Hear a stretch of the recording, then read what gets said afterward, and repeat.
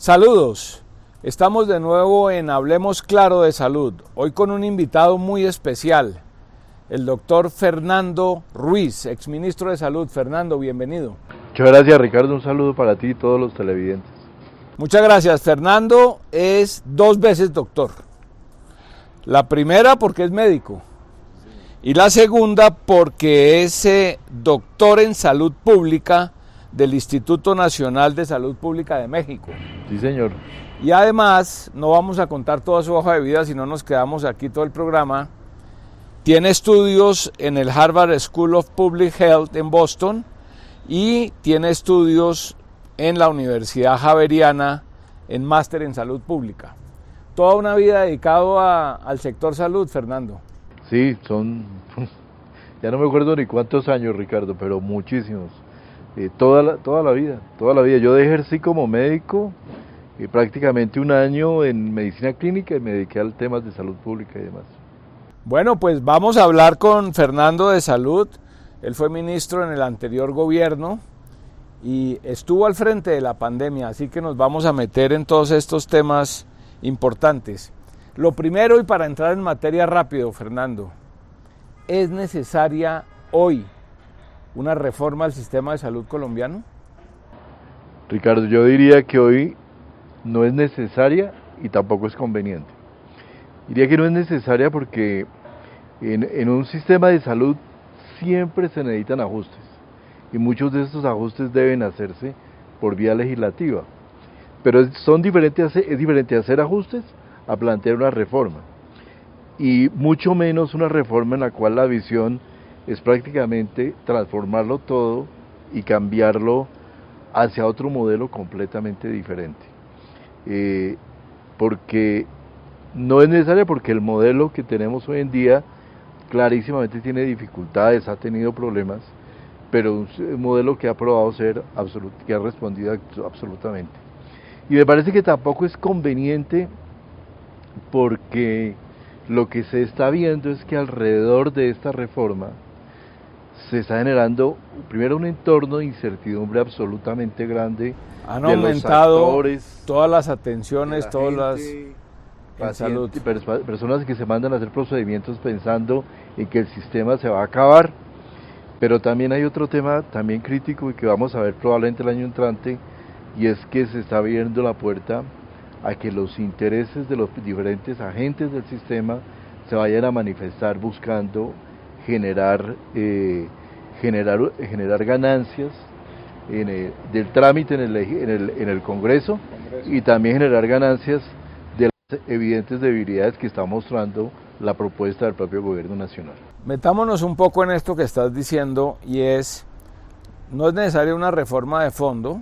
Tenemos un sistema que funciona, 2 o 3 o 4 cambios esenciales o mejoras que es necesario introducir hoy al sistema de salud de Colombia. Mira, yo creo que ha habido un proceso interesante dentro de estos 4 o 5 meses que llevamos hablando de reforma, es que se generaron unos ciertos consensos. Lo preventivo.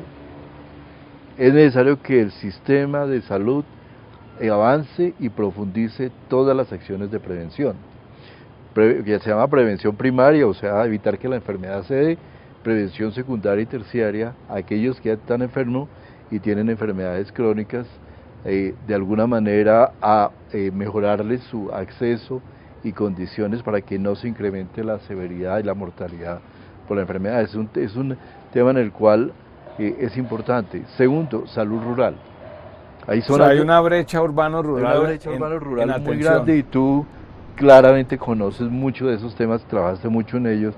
Es evidente que en las zonas urbanas, que son el 70%, algo más del 70% de este país, el sistema ha funcionado muy bien, pero en zonas rurales el tema del acceso todavía tiene muchas dificultades. Colombia es un país de una gran diversidad y con una zona rural muy pobre y muy desestructurada en muchas zonas, con mucho aislamiento.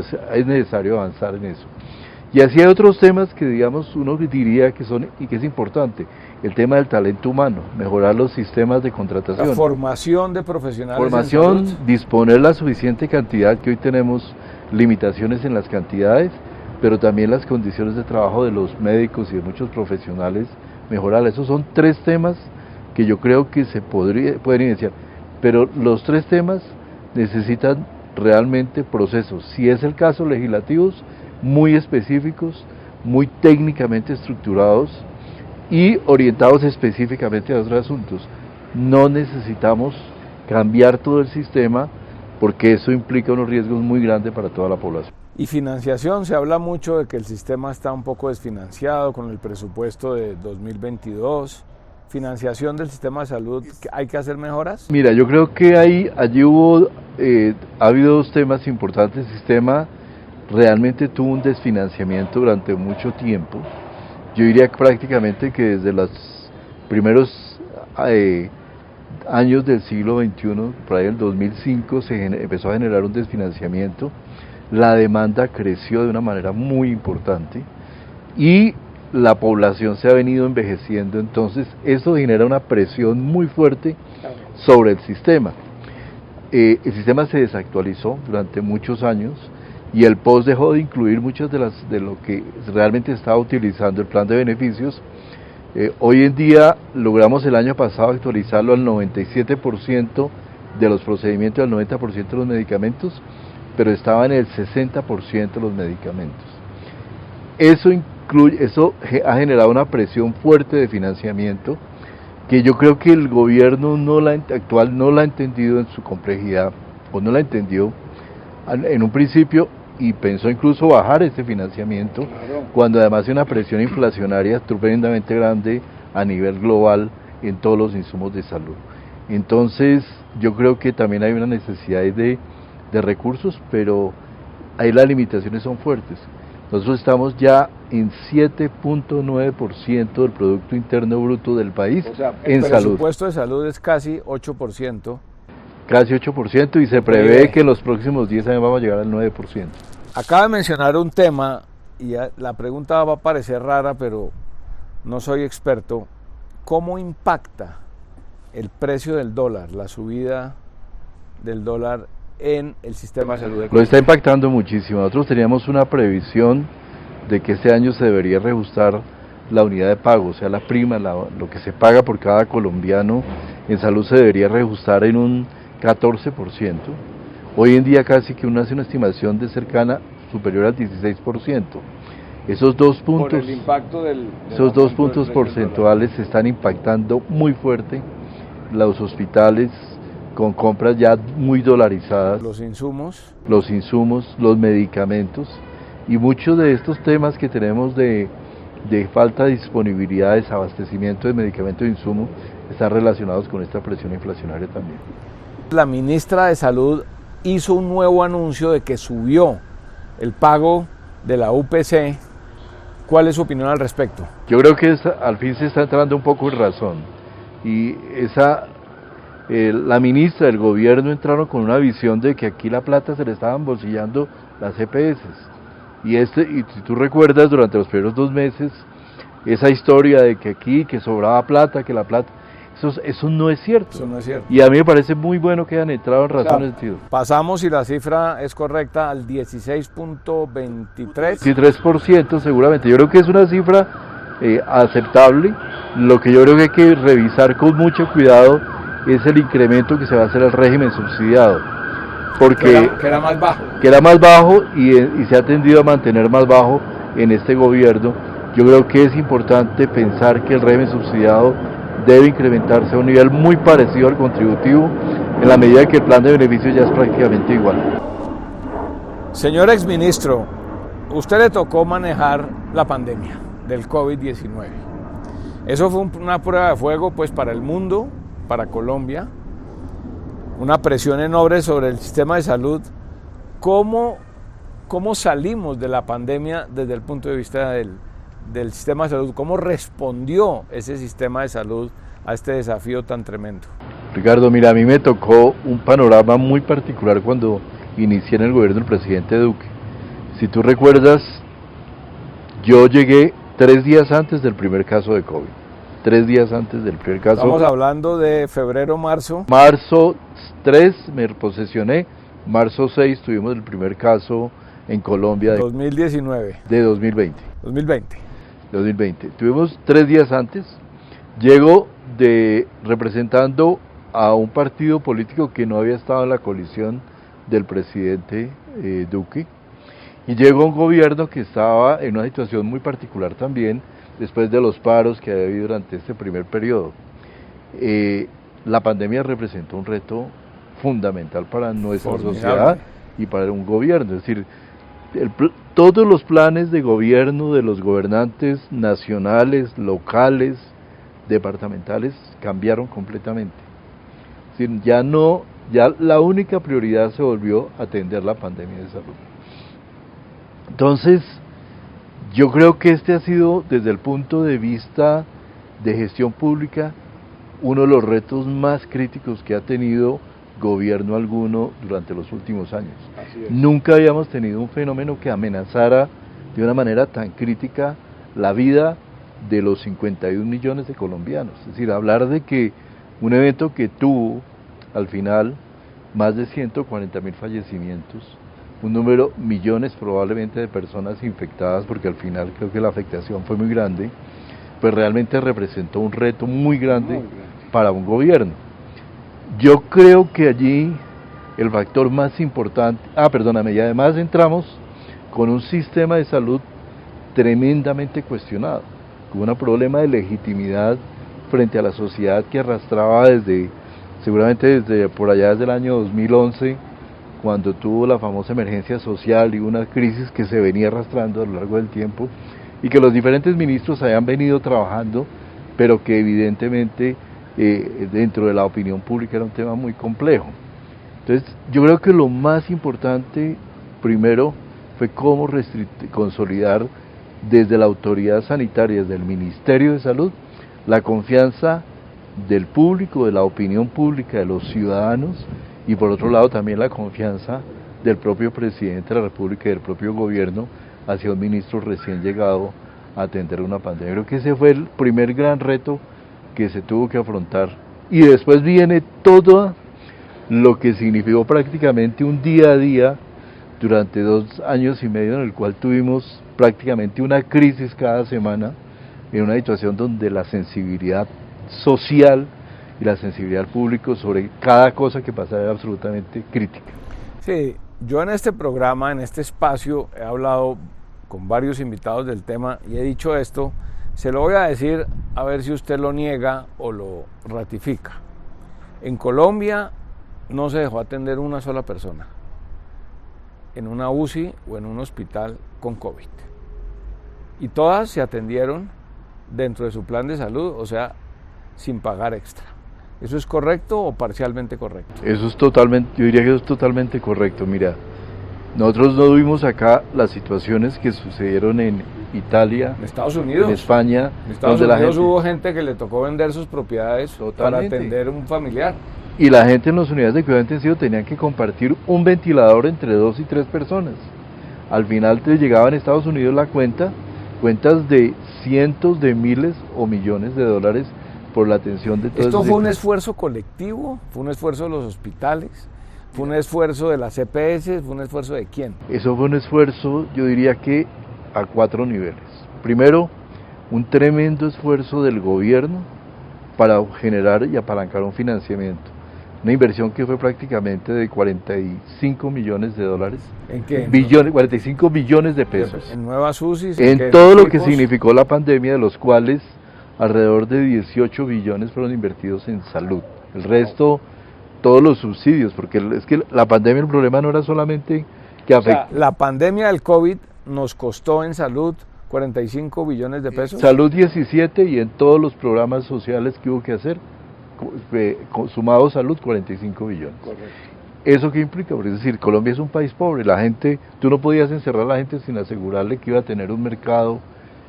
Quienes perdieron el empleo, que fueron millones de colombianos, tuvimos que sostenerle la seguridad social, tuvimos que pagar casi 2 millones, más de 2 millones de personas la seguridad social durante prácticamente 3 años, el PAEF, todos estos programas tuvieron un costo absolutamente gigante.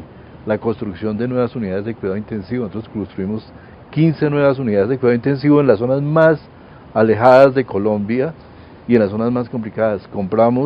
Pasamos de 5.400 ventiladores a 13.100 camas de cuidado intensivo y todo lo que significó el plan de vacunación. ¿Con personal especializado? Con personal especializado y con el entrenamiento para que otros especialistas pudieran suplirlos. Entonces, digamos que esto representa un reto, primero, del gobierno nacional, segundo, de las EPS, porque la EPS siempre ha sido como el patito feo de nuestro sistema de salud, porque es el que le tocan las responsabilidades más difíciles, le toca lo más duro, manejar la plata, restringir el gasto, gestionar el riesgo y atender a la gente, hacer que la gente entre. La primera llamada es a una EPS. Claro, y la gente no se imagina lo que significó montar todos los procesos de atención en telemedicina para poder suplir los servicios que no se podían brindar porque la gente no podía ir a los hospitales porque se contagiaba.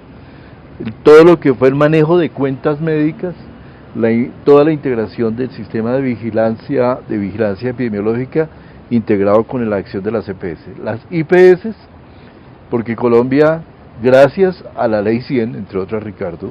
Ley 100 del 93, que es nuestro sistema de salud actual. Nuestro sistema de salud actual, Colombia hoy tiene, de las 45 mejores hospitales de Latinoamérica, 19 son colombianos.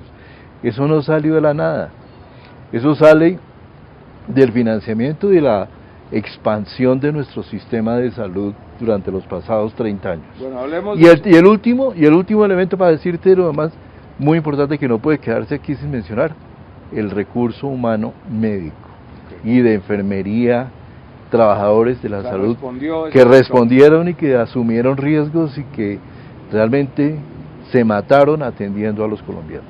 Sí.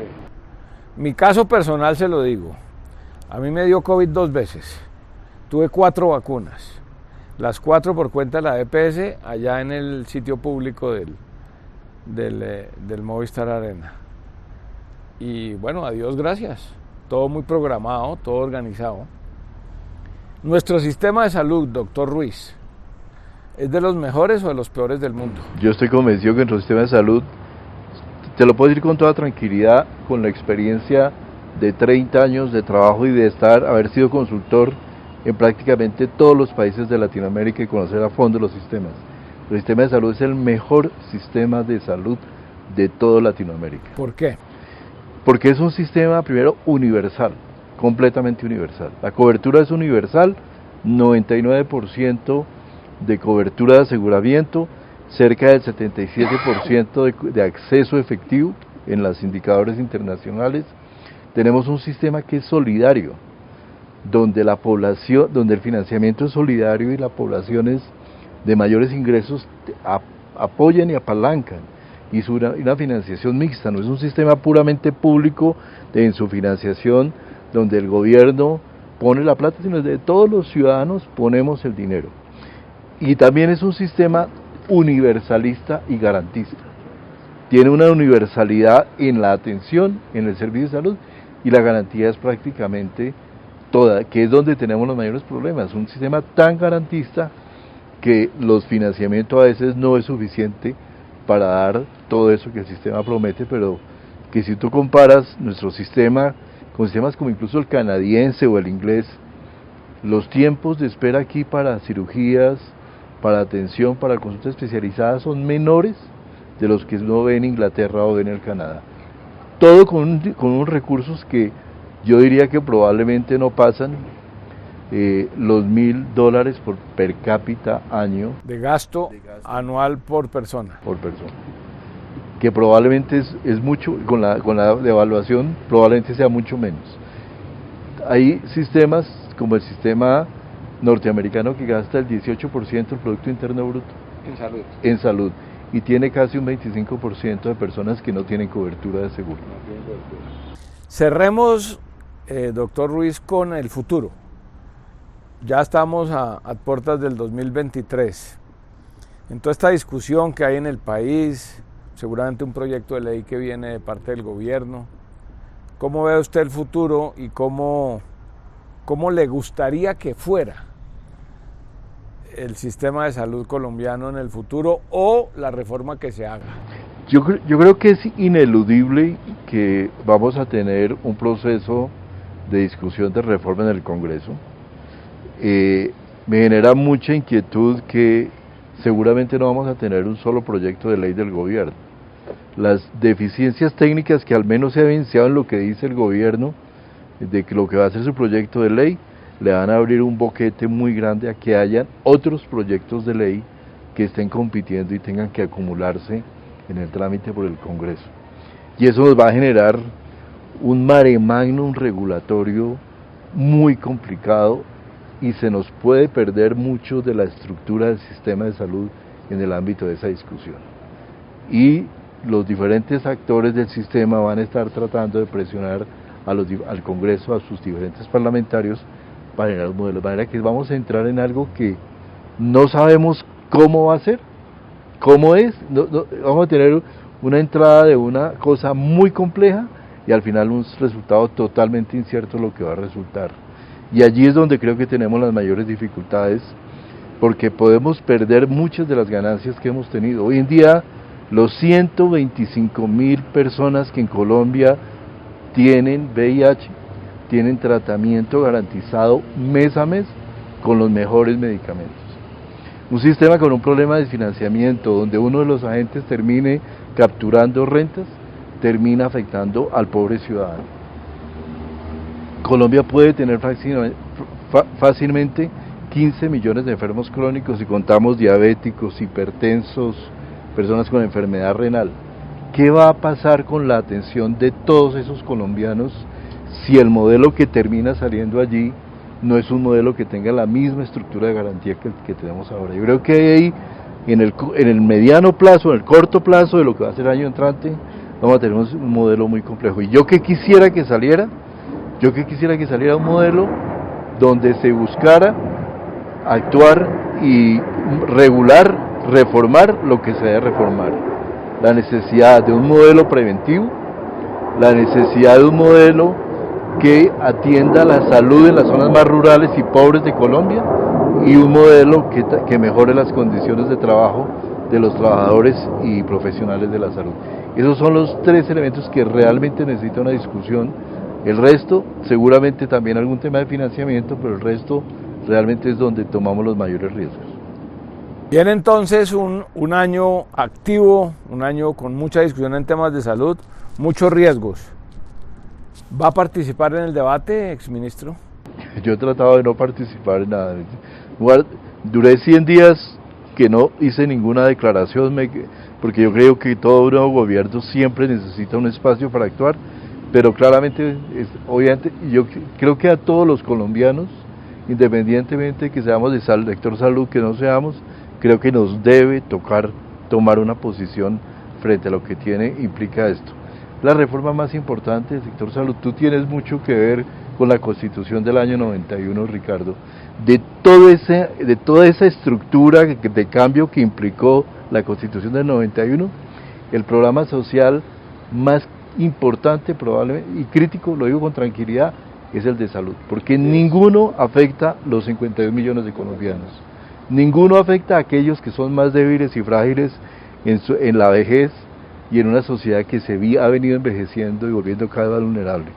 Y nuestro sistema de salud, que ha probado ser un sistema de salud resiliente, con capacidad y que le ha respondido a los colombianos, puede estar en un tremendo riesgo, llevando a situaciones muy complejas. De manera que yo creo que aquí todos los colombianos debemos decir qué pensamos, y por supuesto también todos los trabajadores de la salud y todas las asociaciones médicas deben tener qué decir en este momento frente a lo que implica esta reforma. Bien, un espacio más, hablemos claro de salud con Fernando Ruiz, exministro. Fernando, muchas gracias por aceptar esta charla. Ricardo, no, a ti, muchas gracias por la invitación. Hasta próxima oportunidad, saludos.